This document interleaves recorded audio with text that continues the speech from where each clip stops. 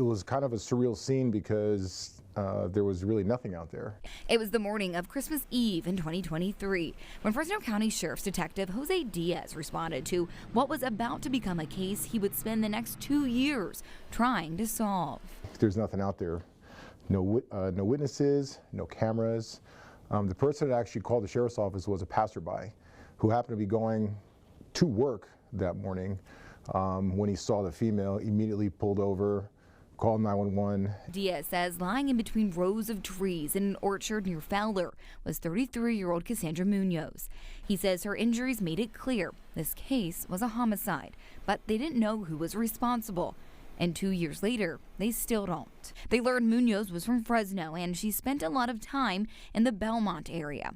But they couldn't get in touch with family, other than one aunt who hadn't seen her in years. So not having that window into her life that we like made the investigation from the start very challenging for us. Diaz says they can't release how she died as to not harm the investigation, and they don't know what motivated someone to do this to her. A lot of things we did were kind of outside the box, outside the norm, just because we don't have that video showing what happened or a witness that saw what happened. So we had to be real creative with what we did to try to generate leads to kind of point us in a direction.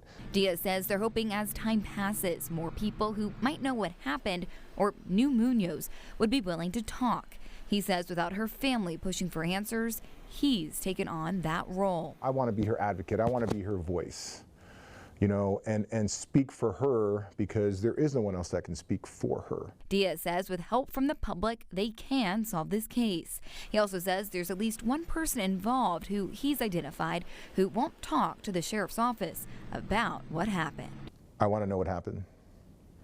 Cassandra did not deserve what happened to her. I know you know. You have my number. Give me a call.